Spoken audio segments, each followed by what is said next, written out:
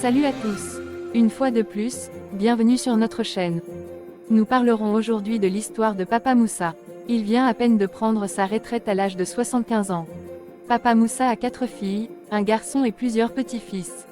Il possède une grande maison à l'ouest, et des terrains. Je tiens également à préciser que ses filles ne sont plus mariées, et le garçon non plus. Le mariage n'ayant pas marché, les filles sont toutes rentrées à la maison. Précisons aussi que ces filles ont chacune au moins un enfant. Le garçon est âgé de 45 ans, et est l'aîné de la famille.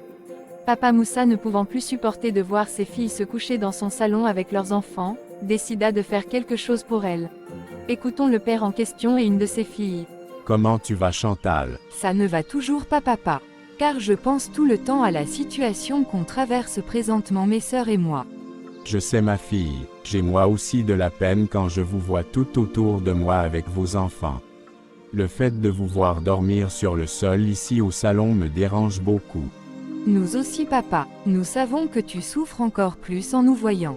J'étais tellement mal dans ma peau que je suis allé prendre un crédit à La Réunion.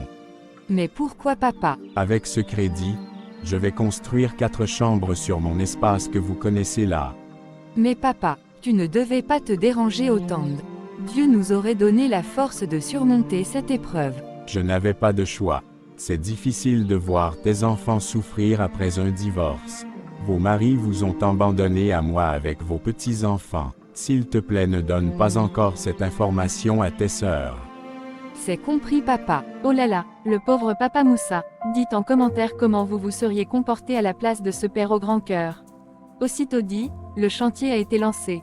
Et 6 mois après, les filles gagnèrent leurs chambres respectives avec leurs enfants. Mais une chose curieuse est que, lorsque son fils apprit cela, il se rendit immédiatement chez son père. Écoutons-les. Bonjour papa. Bonjour mon fils. Prends place s'il te plaît. Merci le vieux. N'as-tu pas travaillé aujourd'hui? Le travail n'avait pas d'importance pour moi aujourd'hui. Mais comment ça, fiston? J'ai appris que tu as commencé à faire le partage des biens. Et moi je n'ai rien reçu. Je ne suis pas d'accord pour ce partage. Je suis ton fils unique. Et ça tu le sais très bien. Je ne veux pas te manquer du respect. Demande tout simplement à tes filles de libérer cet espace où tu as construire les chambres pour elles là. Car ça m'appartient. C'est de tes sœurs que tu parles comme ça, André. Oui papa, leur mari devrait construire une maison pour elles avant de divorcer d'elles. Mais ils ne l'ont donc pas fait. Ça ne me concerne pas. Elles doivent se marier à des hommes qui feront ça pour elles. C'est à moi ton père que tu parles comme ça. Tu partages mes biens de mon vivant. En tout cas je suis venu t'informer que j'irai les mettre toutes dehors. Un point c'est tout. André, tu es celui que je connaissais là. Ou alors tu es seulement possédé. Prends ça comme tu veux papa. Je vais gérer ça avec elle. Seigneur, j'ai accouché un enfant qui veut prendre le dessus sur moi. Qu'ai-je fait pour mériter ça? Il arrête le travail pour venir me faire des menaces à la maison. Aussitôt dit, André se rendit chez ses sœurs pour les menacer de mort si elles ne quitteraient pas le terrain. Dites en commentaire comment vous agiriez à la place du père. Car il nous a contactés pour nous demander conseil. Laissez en commentaire le conseil que vous donneriez à Papa Moussa. Abonnez-vous pour plus d'histoires.